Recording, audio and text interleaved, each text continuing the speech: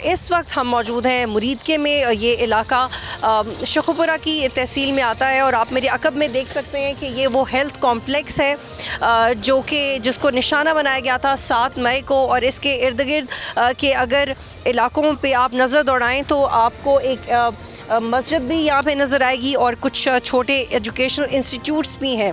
और इसकी अहमियत इसलिए ज़्यादा है क्योंकि ये इलाका ना सिर्फ लाहौर के करीब है बल्कि इम्पॉर्टेंट बॉर्डर एरियाज़ में भी आता है। यहाँ पे जब अटैक किया गया तो इंफॉर्मेशन चूँकि इंटेलिजेंस एजेंसीज़ के पास थी, यहाँ के लोगों का कहना है कि एवैक्यूएट करवा दिया गया था, कुछ लोगों को यहाँ से मूव करवा दिया गया था, कुछ लोग नहीं भी कर सके थे। तो जो रिपोर्ट्स हैं कि कितने लोग यहाँ पे मारे गए, शहीद हुए, 3 लोग थे यहाँ पे जिनको उनकी आबाई गांव में पहुंचा दिया गया। अगर आप हम करीब से आपको दिखाते हैं, आप देखें ये मेरे पीछे आपको पूरा मलबा है जो नज़र आ रहा है। ये इस इमारत की एडमिन थी।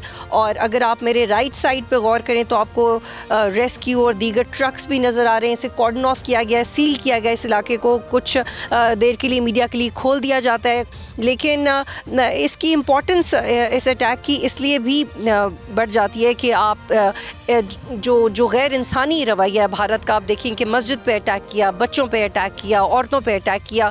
और अगर मैं आपको याद करवाऊं कि वो प्रेस रिलीज़ जो इंडिया की इंटीरियर मिनिस्ट्री, इंडिया की गवर्नमेंट ने जब लोगों को ये शेयर किया कि वो अटैक जब पाकिस्तान पे करेंगे तो किस तरह की फैसिलिटीज़ पे करेंगे, तो उस पर क्लियरली कहा गया कि हम पाकिस्तान की अफवाज को अटैक नहीं करेंगे, कोलेटरल डैमेज नहीं करेंगे, सिविलियंस को अटैक नहीं करेंगे। हम स्पेसिफिकली टेररिस्ट ऑर्गेनाइजेशंस जिनको भारत समझता है कि वो टेररिस्ट ऑर्गेनाइजेशंस हैं, जिनको भारत समझता है कि उनका एविडेंस इंडिया के पास है, उसको अटैक करेंगे। लेकिन जब हमने ग्राउंड पर देखा तो उसमें कोलेटरल डैमेज था। हमने देखा है कि पाकिस्तान ऑक्यूपाइड कश्मीर में बच्चे मारे गए, औरतें मारे गए, तो वो कोलेटरल डैमेज है जिससे आप अंदाज़ा लगा सकते हैं कि इंडिया ने सिर्फ इस मौके को, पहलगाम जो अटैक था इंडिया में, उस मौके को पाकिस्तान के ऊपर जंग मुसल्लत करने के लिए एक जस्टिफिकेशन के तौर पे इस्तेमाल किया है कि इंडिया को लगता है कि अगर ये अटैक हुआ है और बग़ैर किसी एविडेंस के वो पाकिस्तान को इन्वॉल्व करेगा, और अगर आपको लगता है कि पाकिस्तान इन्वॉल्व है तो आप जाएं सबूत दें।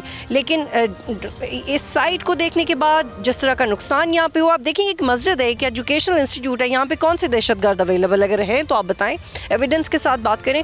तो ये एक अपॉर्चुनिटी है, इसको यूटिलाइज़ कर रहा है इंडिया एक जंग की अपॉर्चुनिटी के तौर पर। और अब तक 7 मई से लेकर अब तक पूरे पाकिस्तान में जो मुख्तलिफ जगहों पे हमले हुए हैं उसमें 50 से ज़ायद लोग इंजर्ड हैं, 30 से ज़ायद लोग शहीद हो गए हैं।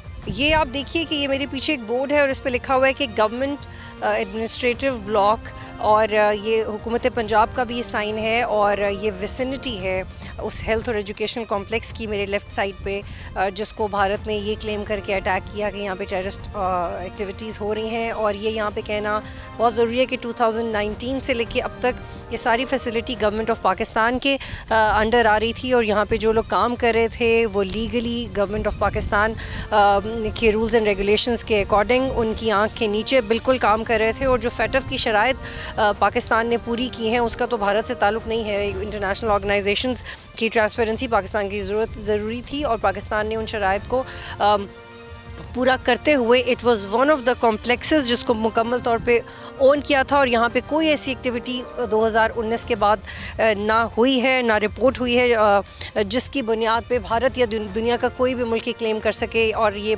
बदकिस्मती से अटैक कर सके, लेकिन ये हुआ है। सब्सक्राइब करें और बेल दबाएं ताकि कोई खबर रह न जाए।